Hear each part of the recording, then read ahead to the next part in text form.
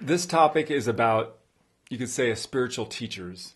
And the question is more specifically about why do people want to go to this saint, this Gyani, follow this person, or some interpretation of something that one of these spiritual teachers, or whatever you want to call it. And why do we want to be in company of people who are elevated? And what is a spiritual teacher? What does that mean to have a spiritual teacher? And why do we need one if we have the Guru? Wow, good question. Okay.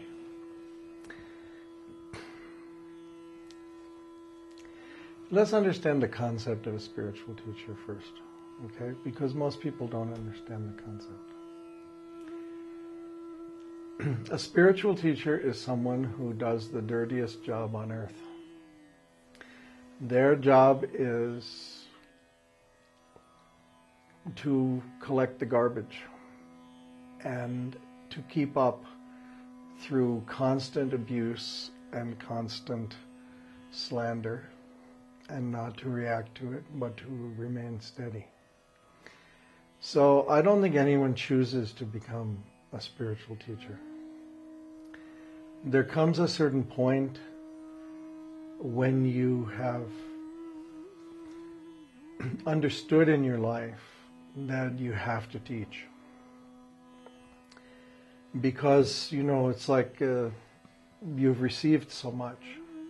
And so you have to keep that flow going by sharing it with other people. So during the time when people are beginning to wake up to their own spirituality and their own awareness, during that time there has been a role for people as spiritual teachers to help people with their discipline, to accelerate their growth, to help to bring them to the feet of the Guru.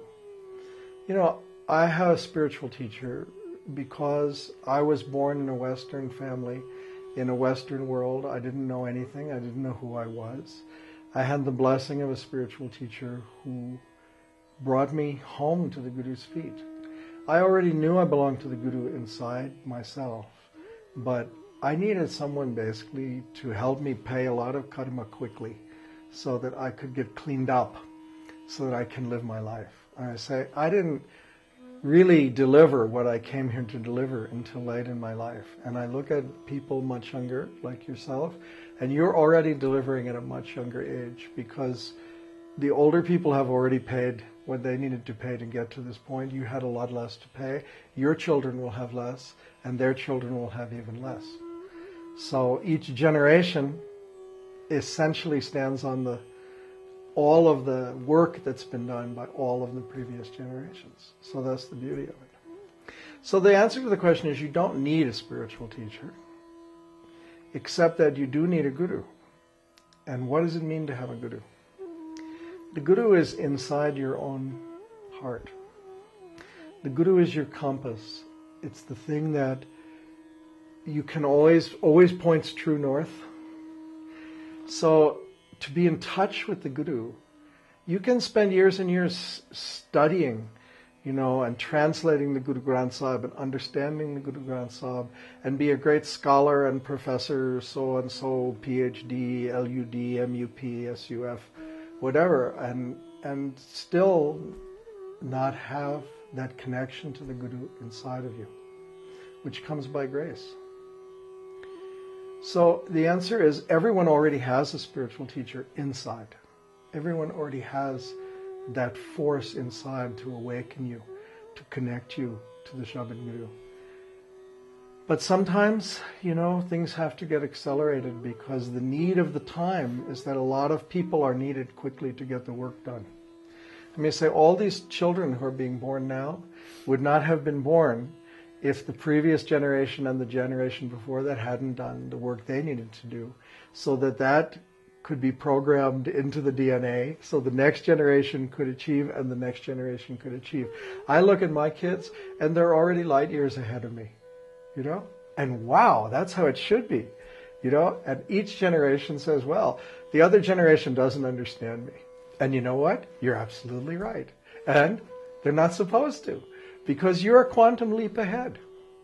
So I say, if you attach yourself to someone and you say that they're a spiritual teacher and they're your spiritual teacher, because you feel needy within yourself, that you don't have the ability to get up and do the work.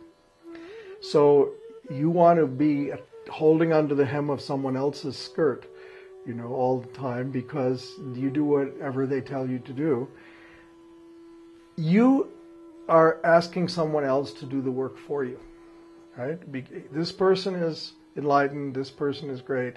I want to be attached to this person because they'll take me along with them. The fact is, if you have a spiritual teacher, that spiritual teacher will be known to you. In that moment, you will see it and understand it and know it in that moment. And there's no doubt, and there's no questioning, and there's no anything. It just happens in that moment that you say, oh my God, I'm supposed to be doing this now. But now that the Aquarian Age is happening, something much deeper is going on. And what's going on is deeper is that everyone is a spiritual teacher. So that means if you look with the eyes of a Sikh, Sikh means someone who learns every day. And you understand that everyone who you see, your Guru is teaching you through that person. It doesn't matter if that person is, cleaning up trash in the alley. It doesn't matter if that person is, a high professor of blah-de-blah. It doesn't matter if that person is the king of Patagonia. It doesn't matter if that person is a child. It doesn't matter if that person is 170 years old. It makes no difference. Every person is a spiritual teacher to you because it's your Guru who's teaching you through that person. So I say, don't make yourself dependent on anyone. Sometimes you don't know if a spiritual teacher is real or not. If you don't know, don't follow them. I think some of it also is not really, I could think of other people who think of the Siri Singh Sahib and they may not be able to relate to him at all. And I can totally relate to everything. I grew up with him. So a lot of it is just perceptual and culturally and different experiences and different people. So part of it is also, how can I know whether or not somebody else is a spiritual person, a sant or whatever.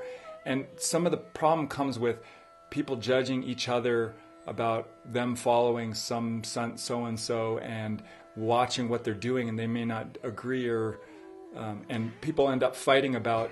The answer to your question is very simple. You have to be alert.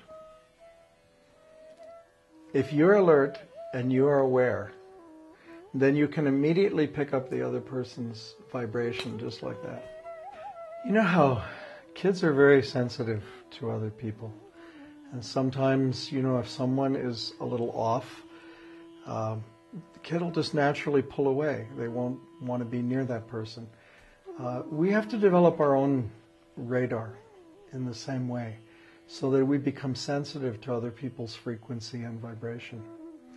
If you can't tell in your own consciousness when somebody wants something from you or is trying to hook you or manipulate you, then you need to work on yourself and develop that. Because in your own sensitivity, in that moment if that person is real or not real. So I say there are people who can be fooled by the outward show. And those people are supposed to be being fooled because that's part of their life lesson. But the karma for the one who's doing the fooling is very heavy. Very heavy if you purport to be something that you're not. So question is very simple. If you feel that you want to be in the presence of an elevated being, someone who is worked on themselves and someone who has mastered themselves, that's a natural thing, because that's what we say. You heard the word darshan. Darshan is that when you are with someone, you feel peaceful, you feel elevated just from being in their presence, just from being in their electromagnetic field, just with that person. So as we evolve together and understand that we're all spiritual teachers and we all elevate ourselves, then we want to be in each other's presence because we bring peace to each other.